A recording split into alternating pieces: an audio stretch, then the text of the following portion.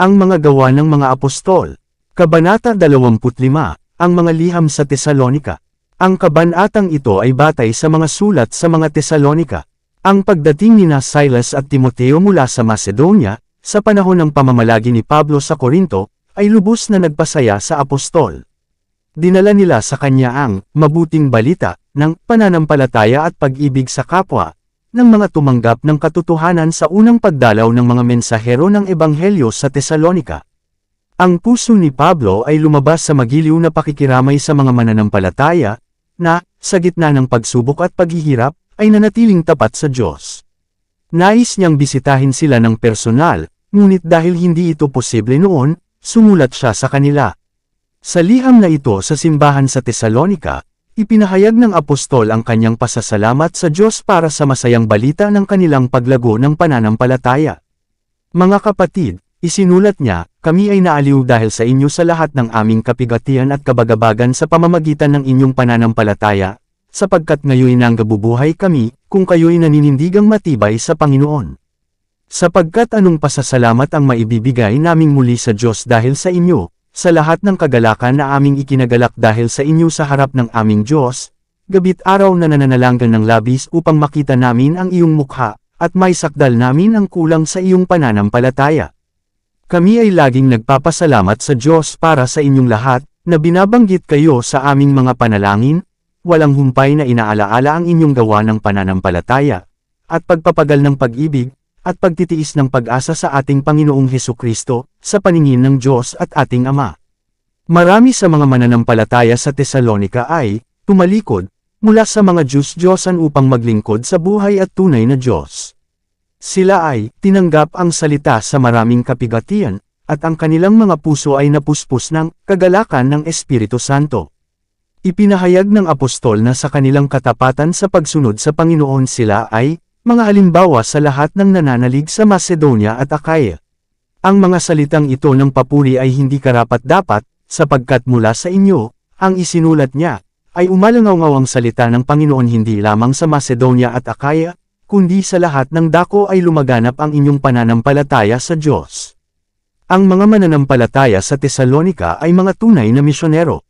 Ang kanilang mga puso ay nag-alab sa sigasig para sa kanilang tagapagligtas, na nagligtas sa kanila mula sa takot sa galit na darating. Sa pamamagitan ng biyaya ni Kristo isang kahangahangang pagbabago ang naganap sa kanilang buhay, at ang salita ng Panginoon, na sinalita sa pamamagitan nila, ay sinamahan ng kapangyarihan. Ang mga puso ay napanalunan ng mga katotohanang ipinakita, at ang mga kaluluwa ay idinagdag sa bilang ng mga mananampalataya. Sa unang sulat na ito, tinukoy ni Pablo ang kanyang paraan ng paggawa sa mga taga-Tesalonika.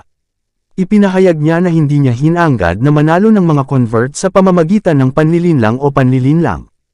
Kung paanong kami ay pinahintulutan ng Diyos na ipagkatiwala sa Ebanghelyo, gayon din naman kami ay nagsasalita, hindi bilang nakalulugod sa mga tao, kundi sa Diyos na sumusubok sa ating mga puso.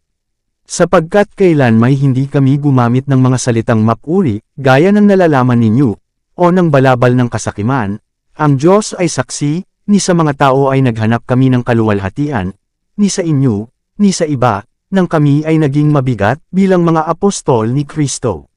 Datapwat kami ay maamo sa inyo, gaya ng pag-aalaga ng isang yaya sa kanyang mga anak, gayon din, sa paibig sa inyo, ay ibig naming ibigay sa inyo, hindi lamang ang ebanghelyo ng Diyos, kundi pati ang aming sariling mga kaluluwa, sapagkat kayo'y naging mahal namin.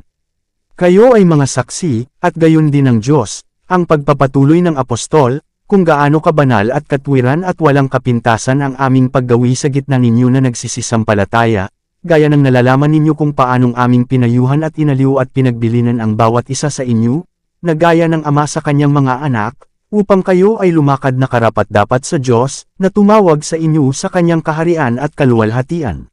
Dahil dito ay nagpapasalamat din kami ng walang humpay, sapagkat, nang inyong tanggapin ang salita ng Diyos na inyong narinig sa amin, hindi ninyo tinanggap ito bilang salita ng mga tao, kundi ayon sa katotohanan, ang salita ng Diyos, na mabisang gumagana, gayon din sa inyo na nagsisisampalataya.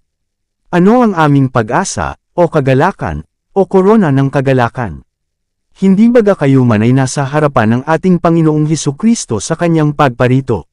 Sapagkat kayo ang aming kaluwalhatian at kagalakan. Sa kanyang unang sulat sa mga mananampalataya sa Tesalonika, sinikap ni Pablo na turuan sila tungkol sa tunay na kalagayan ng mga patay. Binanggit niya ang tungkol sa mga namamatay na natutulog sa isang estado ng kawalang malay.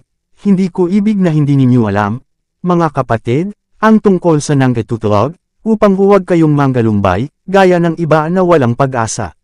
Sapagkat kung tayo'y sumasampalataya na si Jesus ay namatay at muling nabuhay, gayon din naman silang nanggitutulog kay Jesus ay dadalhin ng Diyos na kasama niya. Sapagkat ang Panginoon din ay bababa mula sa langit na may isang sigaw, na may tinig ng arkanghel, at may kasamang trumpeta ng Diyos, at ang mga patay kay Kristo ay unang manggabubuhay na maguli, kung magkagayo'y tayong nanggabubuhay, na nanggititira, ay aagawin kasama nila sa mga alapaap, upang salubungin ang Panginoon sa himpapawid, at sa gayon ay makakasama natin ang Panginoon. Ang mga taga-Tesalonika ay may punanibik na naunawaan ang ideya na si Kristo ay darating upang baguhin ang mga tapat na nabubuhay, at dalhin sila sa kanyang sarili. Maingat nilang binantayan ang buhay ng kanilang mga kaibigan, baka sila ay mamatay at mawala ang pagpapalang inaasam nilang matatanggap sa pagdating ng kanilang Panginoon. Ngunit isa-isa ang kanilang mga mahal sa buhay ay inalis sa kanila, at may dalamhati ang mga taga-Tesalonika ay tumingin sa huling pagkakataon sa mga mukha ng kanilang mga patay, na halos hindi nangangahas na umasang makakatagpo sila sa hinaharap na buhay. Habang binubuksan at binasa ang sulat ni Pablo, malaking kagalakan at kaliwan ang dinala sa simbahan ng mga salitang naghahayag ng tunay na kalagayan ng mga patay. Ipinakita ni Pablo na ang mga nabubuhay sa pagdating ni Kristo ay hindi pupunta upang salubungin ang kanilang Panginoon ng maaga kaysa sa mga natutulog kay Jesus. Ang tinig ng arkanghel at ang trumpeta ng Diyos ay makakarating sa mga natutulog, at ang mga patay kay Kristo ay dapat na unang bumangon, bago ang dampi ng kawalang kamatayan ay ibigay sa mga buhay. Kung magkagayoy tayong nanggabubuhay at nanggatitira, ay aagawin kasama nila sa mga alapaap, upang salubungin ang Panginoon sa himpapawid, at sa gayon ay makakasama natin ang Panginoon. Kaya't aliwin ninyo ang isa't isa sa mga salitang ito. Ang pag-asa at kagalakan na dulot ng katiyakang ito sa batang simbahan sa Tesalonika ay halos hindi natin kayang pahalagahan.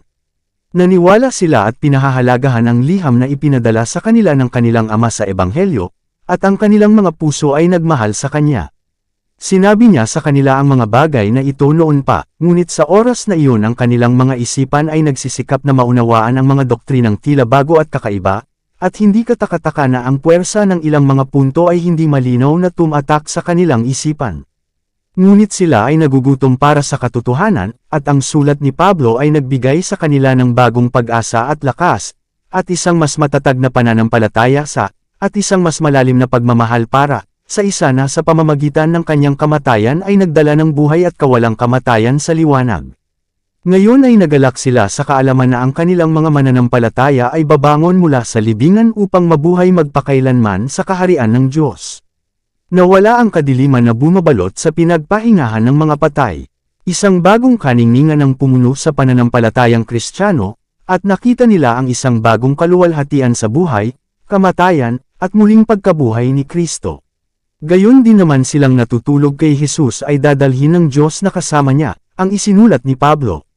Marami ang nagpapakahulugan sa talatang ito na nangangahulugan na ang mga natutulog ay dadalhin kasama ni Kristo mula sa langit, ngunit ang ibig sabihin ni Pablo ay kung paanong si Kristo ay ibinanggan mula sa mga patay, gayon din naman tatawagan ng Diyos ang mga natutulog na mga banal mula sa kanilang mga libingan at dadalhin sila kasama niya sa langit.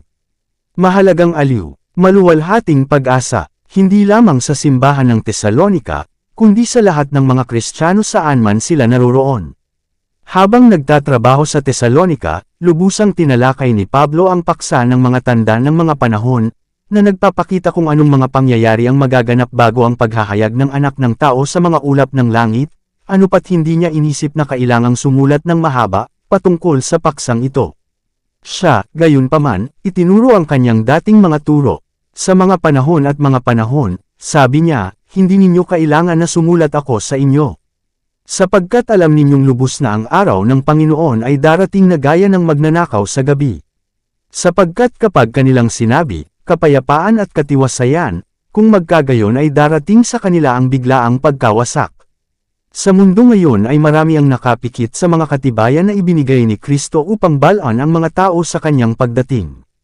Hinahangad nilang patahimikin ang lahat ng pangamba, habang ang mga palatandaan ng wakas ay mabilis na natutupad, at ang mundo ay nagmamadali sa panahon kung kailan ang anak ng tao ay mahahayag sa mga ulap ng langit. Itinuro ni Pablo na kasalanan ang maging walang malasakit sa mga tanda na mauuna sa ikalawang pagdating ni Kristo. Ang mga nagkasala sa kapabayaang ito ay tinatawag niyang mga anak ng gabi at ng kadiliman. Hinihikayat niya ang mga mapagbantay at mapagbantay sa mga salitang ito, ngunit kayo, mga kapatid, ay wala sa kadiliman, upang abutan kayo ng araw na iyon na gaya ng magnanakaw. Ang mga mananampalataya sa Tesalonika ay labis na inis sa mga lalaking dumarating sa kanila na may mga panatikong ideya at doktrina. Ang ilan ay, magulo, hindi nagtatrabaho, ngunit mga abala. Ang simbahan ay maayos na naayos, at ang mga opisyal ay itinalaga upang kumilos bilang mga ministro at diakono. Ngunit may ilan, kusang loob at mapusok, na tumangging magpasakop sa mga may hawak na posisyon ng awtoridad sa simbahan. Inangkin nila hindi lamang ang karapatan ng pribadong paghatol, kundi ang hayagang paghihimok ng kanilang mga pananaw sa simbahan. Dahil dito, tinawag ni Pablo ang atensyon ng mga taga-Tesalonika sa paggalang at paggalang sa mga pinili na humawak ng mga posisyon ng awtoridad sa simbahan. Sa kanyang pagkabalisa na ang mga mananampalataya sa Tesalonika ay dapat lumakad sa takot sa Diyos, ang apostol ay nakiusap sa kanila na ihayag ang praktikal na kabanalan sa pang-araw-araw na buhay. Isinasamo namin sa inyo, mga kapatid, ang isinulat niya, at ipinamamanhik sa inyo sa pamamagitan ng Panginoong Hesus, na kung paanong tinanggap ninyo sa amin kung paano kayo dapat lumakad at magbigay lugod sa Diyos, ay lalo pa kayong sumagana. Sapagkat nalalaman ninyo kung anong mga utos ang ibinigay namin sa inyo sa pamamagitan ng Panginoong Hesus. Sapagkat ito ang kalooban ng Diyos, sa makatuwid bagay ang inyong pagpapakabanal, na kayo ay lumayo sa pakikiapid. Sapagkat hindi tayo tinawag ng Diyos sa karumihan, kundi sa kabanalan. Nadama ng apostol na siya ay may malaking pananagutan sa espiritual na kapakanan ng mga nagbalik loob sa ilalim ng kanyang mga gawain. Ang kanyang hangarin para sa kanila ay na sila ay madagdagan ng kaalaman tungkol sa tanging tunay na Diyos, at kay Hesukristo, na kanyang isinugo. Kadalasan sa kanyang ministeryo ay nakikipagpulong siya sa maliliit na grupo ng mga lalaki at babae na nagmamahal kay Jesus, at yumuyuko kasama nila sa panalangin, humihiling sa Diyos na turuan sila kung paano mapanatili ang isang buhay na koneksyon sa Kanya. Kadalasan ay nakipag-usap siya sa kanila tungkol sa pinakamahusay na paraan ng pagbibigay sa iba ng liwanag ng katotohanan ng Ebanghelyo. At madalas, kapag nahiwalay sa mga pinaghirapan niya, nagsumamo siya sa Diyos na ilayo sila sa kasamaan at tulungan silang maging masigasig, aktibong mga misyonero. Ang isa sa pinakamatibay na katibayan ng tunay na pagbabago ay ang pag-ibig sa Diyos at sa tao. Ang mga tumatanggap kay Jesus bilang kanilang manunubos ay may malalim, taos-pusong pagmamahal sa iba na may katulad na mahalagang pananampalataya. Ganito ang nangyari sa mga mananampalataya sa Tesalonika. Tungkol sa pag-ibig sa kapatid, ang isinulat ng apostol, hindi ninyo kailangan na sumulat ako sa inyo, sapagkat kayo rin ay tinuruan ng Diyos na magmahalan sa isa't isa. At katotohanang ginagawa ninyo ito sa lahat ng mga kapatid na nasa buong Macedonia, datapwat ipinamamanhik namin sa inyo, mga kapatid, na kayo'y magsilago ng higit at higit, at kayo'y mag-aral na tumahimik, at gumawa ng inyong sariling gawain, at gumawa ng inyong sariling mga kamay, gaya ng iniutos namin sa inyo, upang kayo ay makalakad ng matapat sa mga nasa labas, at upang kayo ay magkaroon ng anumang kakulangan. Palakihin at pasaganain kayo ng Panginoon sa pag-ibig sa isa't isa, at sa lahat ng tao, gaya ng ginagawa namin sa inyo, upang patatagin niya ang inyong mga pusong walang kapintasan sa kabanalan sa harap ng Diyos, sa makatuwid bagay ang ating Ama, sa pagdating ng ating Panginoong Hesukristo kasama ng lahat ng kanyang mga banal. Ngayon ay ipinamamanhik namin sa inyo, mga kapatid, na inyong babalaan ang mga suwail, aliwin ang mahihina ang pag-iisip, alalayan ang mahihina, maging matiisin kayo sa lahat ng tao. Tiyakin na walang gumanti ng masama sa kasamaan sa sinumang tao, ngunit laging sundin ang mabuti, kapwa sa inyong sarili, at sa lahat ng tao. Magalak magpakailanman. Manalangin ng walang tigil. Sa lahat ng bagay ay magpasalamat kayo, sapagkat ito ang kalooban ng Diyos kay Kristo Jesus tungkol sa inyo.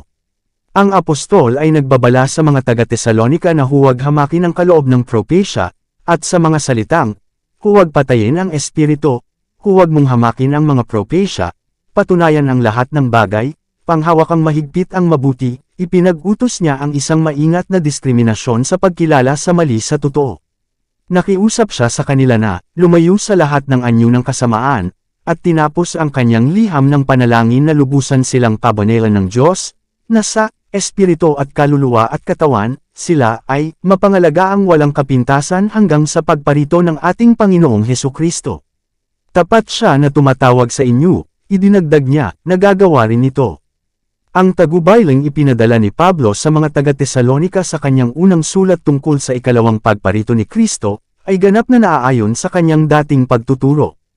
Ngunit ang kanyang mga salita ay hindi naintindihan ng ilan sa mga kapatid na taga-Tesalonika. Naunawaan nila siya upang ipahayag ang pag-asa na siya mismo ay mabubuhay upang masaksihan ang pagdating ng tagapagligtas. Ang paniniwalang ito ay nagsilbi upang madagdagan ang kanilang sigasig at kaguluhan. Ang mga dati napapabayaan ang kanilang mga responsibilidad at tungkulin, ngayon ay naging mas persegido sa paghihimok sa kanilang mga maling pananaw. Sa kanyang ikalawang liham ay sinikap ni Pablo na ituwid ang kanilang maling pagkaunawa sa kanyang pagtuturo at iharap sa kanila ang kanyang tunay na posisyon. Muli niyang ipinahayag ang kanyang pagtitiwala sa kanilang integridad, at ang kanyang pasasalamat na ang kanilang pananampalataya ay matatag, at ang kanilang pagmamahalan ay sumagana sa isa't isa at para sa layunin ng kanilang Panginoon. Sinabi niya sa kanila na iniharap niya sila sa ibang mga simbahan bilang isang halimbawa ng matyaga, mitiyagang pananampalataya na matapang na lumalaban sa pag-uusig at kapigatian, at dinala niya ang kanilang isipan pasulong sa panahon ng ikalawang pagparito ni Kristo, kung kailan ang mga tao ng Diyos ay magpahinga mula sa lahat ng kanilang mga alalahanin at kalituhan. Kami mismo, isinulat niya, ay ipinagmamalaki kayo sa mga simbahan ng Diyos dahil sa inyong pagtitiis at pananampalataya sa lahat ng pag-uusig at kapigatian na inyong tinitiis, nahayag mula sa langit kasama ng kanyang makapangyarihang mga anghel, sa nagniningas na apoy na naghihiganti sa mga hindi nakakakilala sa Diyos, at sa mga hindi sumusunod sa ebanghelyo ng ating Panginoong Jesu Kristo, na parurusahan ng walang hanggang kapahamakan mula sa harapan ng Panginoon, at mula sa kaluwalhatian ng kanyang kapangyarihan. Kaya't lagi din kaming nananalangin para sa inyo, na ang ating Diyos ay ituring kayong karapat-dapat sa pagkatawag na ito, at ganapin ang lahat ng mabuting kaluguran ng kanyang kabutihan, at ang gawain ng pananampalataya na may kapangyarihan, na ang pangalan ng ating Panginoon si Jesu Kristo ay luwalhatiin sa inyo, at kayo sa Kanya, ayon sa biyaya ng ating Diyos at ng Panginoong Jesu Kristo. Ngunit bago ang pagdating ni Kristo, ang mahahalagang pag-unlad sa relihiyosong mundo, na inihula sa hula, ay magaganap. Ipinahayag ng apostol, huwag agad na mayayanig ang pag-iisip, o mabalisa, ni sa espiritu, ni sa salita, ni sa sulat na gaya ng mula sa amin, na gaya ng nalalapit na ang araw ni Kristo. Huwag kayong ng sinuman sa anumang paraan, sapagkat hindi darating ang araw na yaon, malibang dumating muna ang pagtalikod, at ang taong makasalanan ay mahahayag, ang anak ng kapahamakan, na sumasalungat at itinataas ang kanyang sarili sa lahat ng tinatawag na Diyos, o sinasamba, kaya't siya bilang Diyos ay nakaupo sa templo ng Diyos, na nagpapakita ng kanyang sarili na siya ay Diyos. Ang mga salita ni Paul ay hindi dapat bigyan ng mali. Hindi dapat ituro na siya, sa pamamagitan ng espesyal na paghahayag, ay nagbabala sa mga taga-Tesalonika tungkol sa agarang pagdating ni Kristo. Ang ganitong posisyon ay magdudulot ng kalituhan ng pananampalataya, sapagkat ang pagkabigo ay kadalasang nauuwi sa kawalan ng pananampalataya. Kaya't binalaan ng apostol ang mga kapatid na huwag tumanggap ng ganoong mensahe gaya ng nagmumula sa kanya, at nagpatuloy siya sa pagbibigay diin sa katotohanan ang kapangyarihan ng Papa, na napakalinaw na inilarawan ni Propeta Daniel, ay babangon pa at makikipagdigmo laban sa bayan ng Diyos. Hanggat ang kapangyarihang ito ay dapat magsagawa ng nakamamatay at kalapastangan ng gawain, magiging walang kabuluhan para sa simbahan na hanapin ang pagdating ng kanilang Panginoon. Hindi ba ninyo natatandaan, tanong ni Paul, na, noong ako ay kasama ninyo, sinabi ko sa inyo ang mga bagay na ito. Kakilakilabot ang mga pagsubok na darating sa tunay na simbahan. Kahit na noong panahong sumusulat ang apostol, ang hiwaga ng kasamaan ay nagsimula ng gumana. Ang mga pag-unlad na magaganap sa hinaharap ay magiging pagkatapos ng paggawa ni Satanas na may buong kapangyarihan at mga tanda at mga kasinungalingang kababalaghan, at may buong daya ng kalikwan sa kanila na nangapapahamak. Lalo na same time ang pahayag ng apostol tungkol sa mga dapat tumanggi na tumanggap ng pag-ibig sa katotohanan. Dahil dito, ipinahayag niya sa lahat ng dapat na sadyang tanggihan ng mga mensahe ng katotohanan, ay padadala ng Diyos sa kanila ang matinding panlilinlang, upang sila ay maniwala sa kasinungalingan, upang silang lahat ay mapahamak na hindi naniwala sa katotohanan, ngunit nasiyahan sa kalikwan. Hindi maaaring tanggihan ng mga tao nang walang parusa ang mga babala na ipinadala sa kanila ng Diyos sa awa. Mula sa mga nagpupumilit na tumalikod sa mga babalang ito, binawi ng Diyos ang kanyang espiritu, iniiwan sila sa mga panlilinlang na kanilang iniibig. Kaya binalangkas ni Pablo ang nakapipinsalang gawain ng kapangyarihan ng kasamaan na magpapatuloy sa mahabang siglo ng kadiliman at pag-uusig bago ang ikalawang pagdating ni Kristo. Ang mga mananampalataya sa Tesalonika ay umaasa para sa agarang pagpapalaya. Ngayon sila ay pinayuhan na gawin ng buong tapang at may takot sa Diyos ang gawaing nasa harapan nila.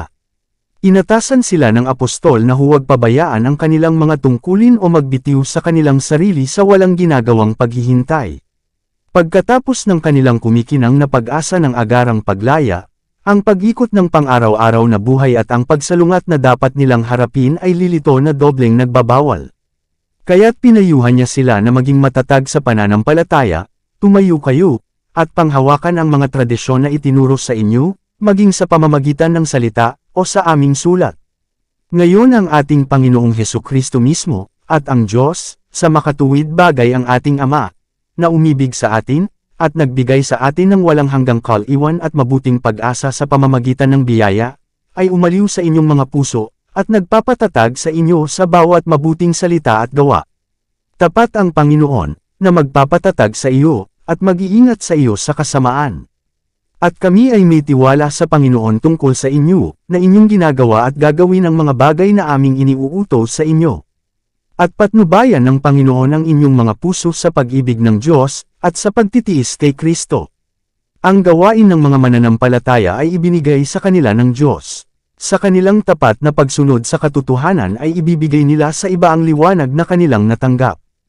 Ang apostol ay nagbilin sa kanila na huwag mapagod sa paggawa ng mabuti, at itinuro sa kanila ang kanyang sariling halimbawa ng kasipagan sa temporal na mga bagay habang gumagawa ng walang kapaguran na sigasig sa layunin ni Kristo. Sinaway niya yaong mga nagbigay ng kanilang sarili sa katamaran at walang layunin na pananibik, at itinuro na may katahimikan silang gumagawa at kumakain ng kanilang sariling tinapay. Ipinag-utos din niya sa iglesia na ihiwalay sa kanilang pakikasama ang sinumang magpupersage sa pagwawalang bahala sa tagubaylang ibinigay ng mga ministro ng Diyos. Gayunpaman, idinagdag niya, huwag mo siyang ituring na kaaway, kundi payuhan mo siyang parang kapatid. Ang liham na ito ay tinapos din ni Pablo sa isang panalangin na sa gitna ng mga pagpapagal at pagsubok sa buhay, ang kapayapaan ng Diyos at ang biyaya ng Panginoong Jesu-Kristo ay maaaring maging kanilang aliw at suporta. Dito nagtatapos ang Kabanata 25. Para updated ka sa susunod na kabanata, ay huwag kalimutang mag-subscribe, mag-follow at mag-share sa ating channel Renilab TV. Maraming salamat po.